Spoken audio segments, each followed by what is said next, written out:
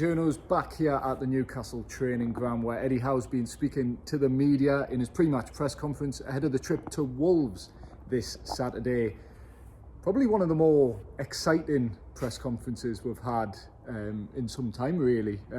Sandro Tonali, the topic of discussion once again, but almost a bombshell update from Eddie Howe that the statement released by Italy Football Federation on Thursday, basically confirming the 10-month ban, is yet to be ratified, and until Newcastle receive official confirmation from FIFA, he can still play, Jordan.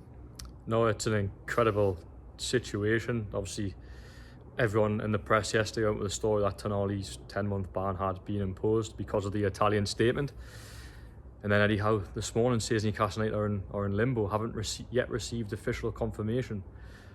It's an incredible situation, not just for the football club, for the player as well. Eddie Howe said in there, he's available. High chance. Yes, high chance he'll be involved. They're travelling down to Wolves at 2 o'clock this afternoon. As it stands, Tonali will be on that bus. The confirmation or ratification from FIFA, who have to impose the ban worldwide, because I think as it stands at the moment, Tonali would be banned from football in Italy, but it hasn't been ratified by FIFA, so therefore he's still free to play in the Premier League and any other country as well until FIFA make that decision. So it really is an incredible situation. It's really probably unsettling for the player as well, and it's tough for Eddie Howe's plans, because he's going to be, as we stand now, it's got Tonali on the team bus, and then by 4, 5, 6 o'clock this evening, confirmation could come and Tonali would therefore be ruled out, and he's travelled with the team. So it's quite an incredible situation. And I know we'll just have to wait and see. By the time I put this video out, the situation could change. But as we record this video now, Tonali is available for selection tomorrow. And the way Eddie Howe was talking, it sounded like there's still a bit of work to do. It sounds like the Italian Football Federation have jumped the gun a bit in releasing that statement. They haven't even ratified the ban themselves, and then in turn haven't passed it on to the club or FIFA. So yeah, if that all gets sorted before the Wolves game, it's a lot of work to do in a short period. There's no deadline as such, as we understand, speaking to the club. But yeah, it's just how Newcastle have managed to squeeze sort of 3 more games, potentially more even, out of Sandro Tonali is some going, really. And Eddie Howe did say he's come to terms with the fact he's going to be without Sandro Tonali for a long time. He even used the words 10 months. So, I mean, while the club haven't received official confirmation, we know it's coming, and it is a blow for the player. We've discussed it before. It is a blow for the club as well, after sort of splashing almost half the summer transfer budget on it as well. And compounded with that, just as the train goes past, a lot of injuries for Newcastle. They're piling up. You're going to be without Sandro Tonali at some point for a long period of time. And then you've got the issue with Bruno as well, potentially 1 match suspension if he gets booked in the coming games. And yeah, a lot of injuries as well for Newcastle, Jordan. Yeah, we love mentioning or looking at potential crises. We mentioned the striker crisis a few weeks ago, and actually they are potentially in that situation now, because Alexander Isak didn't give a timescale on when he'll be back, but the only update Eddie Howe did give was the fact that he's having a scan today to obviously look at the severity of that injury. Obviously, I think it's been reported elsewhere that it looks like he's going to be out until after the November international break. So that leaves Callum Wilson. And I asked Eddie Howe in that press conference, is Callum Wilson capable of playing five games, starting 5 games? Because look, there's no one else, and we discussed this on Wednesday after the game.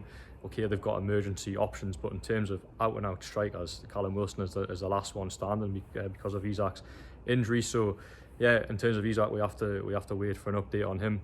I'll let you talk about Elliot Anderson, Dom, because it was your question. It obviously, again, big blow for him. Yeah, Eddie Howe said after the Dortmund game, I think he said a few weeks for Elliot Anderson. That's now changed to 8 weeks. Back injury, it's not anything he picked up in a game or in training by the sounds of it. Eddie Howe just said Elliot Anderson woke up feeling his back, pain in his back, and it just didn't go away.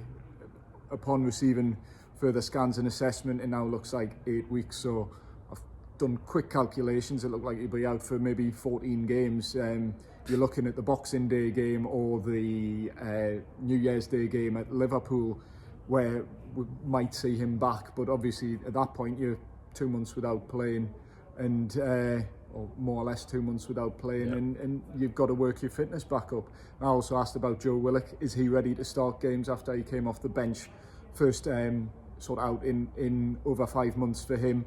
Eddie Howe said it's somewhat unclear. For me, that's probably suggesting he's not ready to start games just yet. But Carabao Cup at Manchester United on Wednesday, potentially that's a chance for him as well, where Newcastle's midfield options, which previously looked really plentiful and really competitive, are now starting to look quite thin. Yeah, I mean, we mentioned there about a striker crisis, if you like. They are a couple of people away now from a midfield crisis.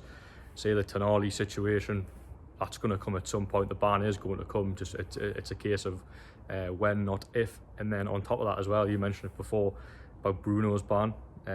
It's inevitable that he will serve a 1-match suspension in the near future. What is it? I think he's got to avoid a yellow card up until Liverpool away in December. It's just not going to happen. So what looked like, as you mentioned there, a very plentiful midfield in terms of loads of options. They're a couple of injuries away from potential crisis. Joe Willock's return couldn't have been better timed. But again, I just mentioned 2 players there, 3 players there, including Anderson, Tonali, Bruno. That's a whole three-man midfield that you could field as a strong midfield in the Premier League and other competitions as well. So look, we've spoken about the injuries and the impact it's had on the squad. They've got to manage this period really careful, but it's really difficult to manage the squad, the injuries, the fitness, because they've got only playing 3 games a week. So it's a real concern. We'll just have to wait and see how it unfolds. Has Eddie Howe got the options to cover these players in midfield and further ahead? I mean, you look at the players assigned in the summer, the likes of Lewis Halls and Tino Livermentos. We haven't seen much of them yet, but look, they're ultimately seen as full-backs, but I suppose they are quite versatile as well. People talk about Lewis Hall being a left-sided sort of midfielder, can play on the left-hand side attack as well, left back. So down that left side, he does give you options down there. Livermento, doesn't get in ahead of Trippier. Could you look to push him further on and play him as a right winger in Jacob Murphy's absence, if that is the case, who we'll come on to in a minute? So yeah, it's a very difficult situation. There might be a few square pegs and round holes over the next couple of weeks, but again, we'll just have to wait and see how it plays out. Jacob Murphy, Dom, tell everyone what's the latest with him. Obviously dislocated shoulder, was diagnosed almost straight away in the Dortmund game. Eddie Howe gave us a quite interesting update on Jacob Murphy. He said it's very different to Alexander Isak's injury. There's a chance Jacob Murphy can play with a dislocated shoulder, or like get that sorted quickly and can return to playing as he recovers almost. But he said if he's going to see a specialist, and if that report comes back with any real concerns, he may even require surgery, which surgery in itself is a lengthy spell on the sideline. So with Jacob Murphy, it's real uncertainty where he could be back quite soon, or we could be talking out till the new year really for him. So yeah, that's a big blow. And just looking at the general picture now, we've got Harvey Barnes, who you asked about.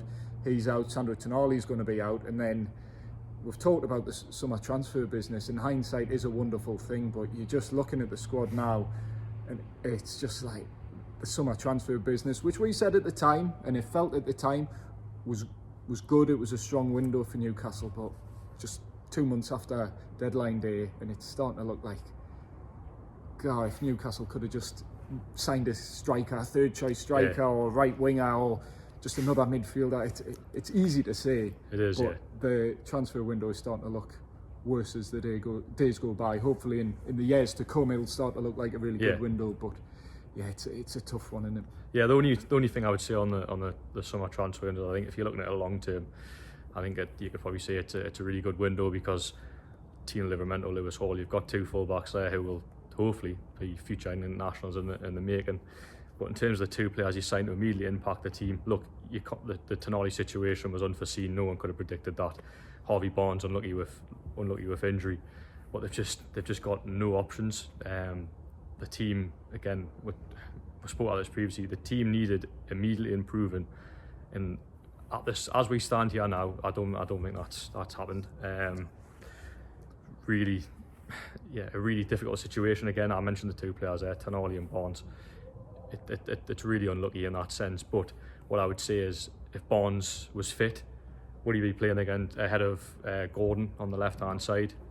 No, probably not. Maybe. Eddie Howe mentioned him as a striker as well. He seems to drop random players each time as a potential striker option. I don't know why he's saying Harvey Barnes is when he's still out until the new year. I don't know. But. Yeah, no, I think Eddie Howe can see the situation, and I think he mentioned in the press comments there, he admitted that they are light of attacking options. But I say hindsight's a wonderful thing. If they were picking up injuries in defence and Newcastle had signed attackers in the summer, we'd be sitting here now saying, why didn't they go out and sign that centre back they need, or the left back if they hadn't got Lewis Hall?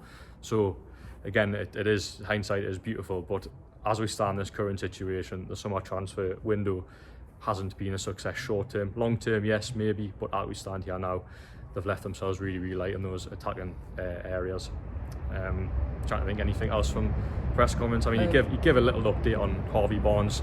Initially, I think he said that he would return to training late December and then look to be back playing in early 2024. I asked Eddie Howe about Harvey Barnes today, and he said there's actually hope that they can get him back before the end of the year, or before 2024, obviously. So a positive update, if you like, but again, a player that's still a long way away from coming back.